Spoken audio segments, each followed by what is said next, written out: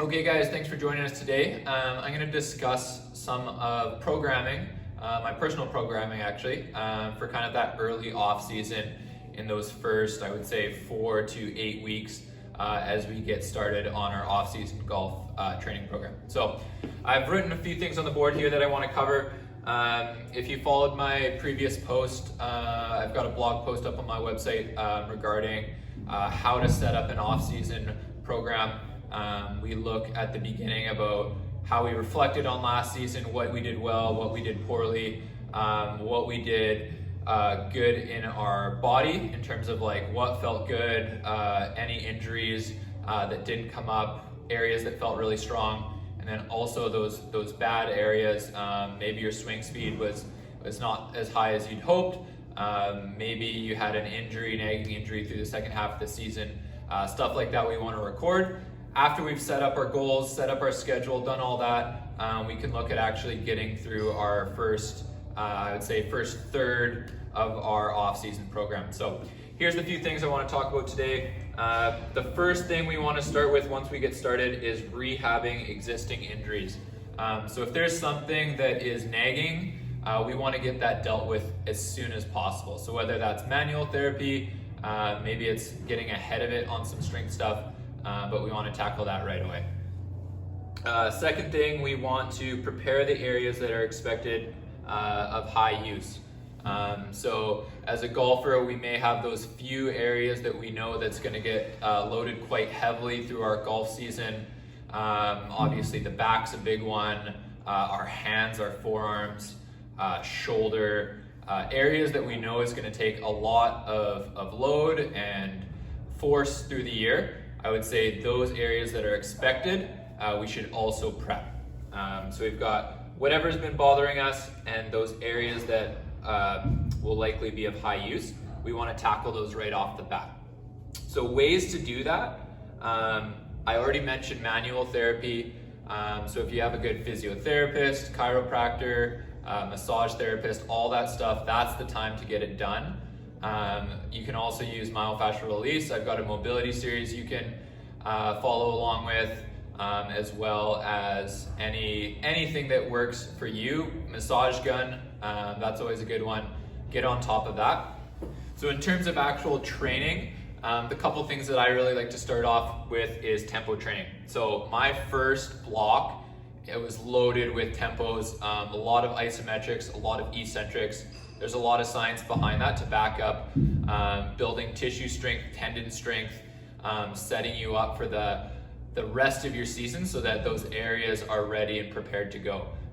So I usually like not too much volume right off the bat. So I would say in your first phase, you're probably not looking at too many sets of 4 or 5. You're probably looking, I would say, sets of 2 or 3. Reps are a little bit lower, but you're loading that time under tension through tempos and building that tendon strength and tissue strength that will become really important. So tempo training, that's number one. I already kind of mentioned it a little bit before. This is also the time. Build in that mobility work into your program in this phase. So I always like to use supersets. Pick 3 or 4 exercises. You can have kind of your principal lift off the bat, 2 other accessories, and then maybe add some piece of mobility work in that way. That way you're getting your rest through your set. You're not wasting time by actually just literally sitting down. You're always working on something. So those are kind of that principles in the first block that I really like to use. So go ahead and use some of those in your own program. Right now I am on to my second phase already. I am in my 6th week of programming currently. So I'll talk a little bit more of what I'm working on right now. So once we've established that baseline, we've built some general strength, we've rehabbed some of our injuries, and we've prepped those areas that are really expected to be used a lot, we can move into more broader based hypertrophy training. And that doesn't mean we completely go away from that. You're probably not going to solve all your problems in the first 4 weeks. So you still may include little pieces throughout your program. I know I have a couple spots. For me, it's particularly my neck. I had an injury last year. Growing up, I had a bad back through baseball. Luckily, that hasn't bothered me at all in my last couple of years, but I do want to stay on top of that. And a couple other small things that will be included for me personally. So as we move in, a lot of programming has your hypertrophy periodized in a little bit earlier. So if we can set ourselves up where we're building some muscle early, that's going to allow our body to tolerate more of that strength and power as we go through. So hypertrophy just basically means muscle building. The science is a little bit undecided.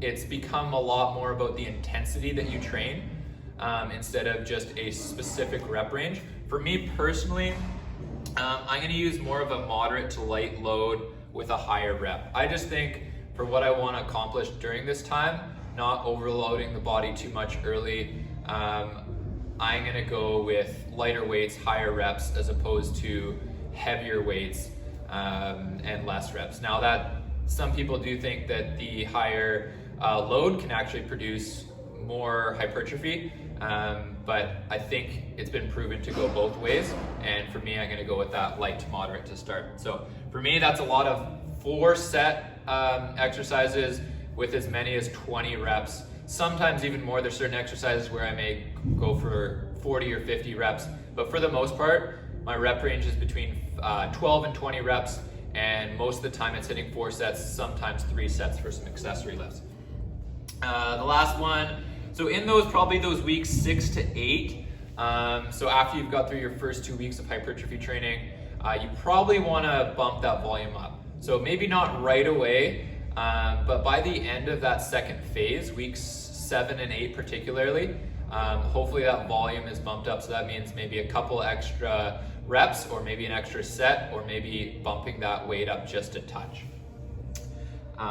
The next thing, also probably in that week 7 to 8, you slowly want to shift towards, I don't necessarily think you should shift towards the strength rep ranges completely, where we're dropping under 10, but we just want to prepare our body for those specific movements that we're going to train in those strength rep ranges. So if you are going to squat or deadlift or whatever your choice of exercise is, make sure that you've got those movements down and you're starting to prepare yourself to build up to where you're going to hit a higher weight.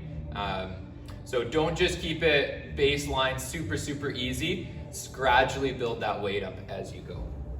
And then lastly, I do like to include a little bit of base cardiovascular, simply just because while golf is not necessarily a cardiovascular sport, it's much more explosive, high intensity, super quick. The golf swing itself is done in about a second or less.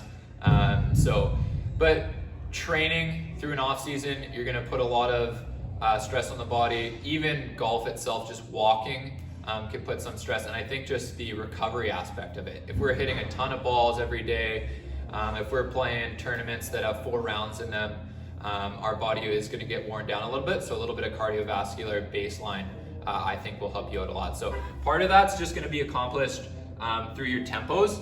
You'll find quickly that if you're doing a 5-second eccentric or a 5-second isometric for 6 to 10 reps, you're going to feel pretty strained through that cardiovascular system. You're going to be breathing heavy by the end of it, as well as those 20 rep sets in our hypertrophy phase. That's going to tire you out really quickly as well. So good muscular endurance, a little bit of cardiovascular. I do like to throw in a few other things. I've been doing some high intensity circuits on a piece of cardio equipment, whether that's bike, treadmill, rower, even a little rope circuit, something to get the heart rate up and sustain that heart rate up and challenge that cardiovascular system.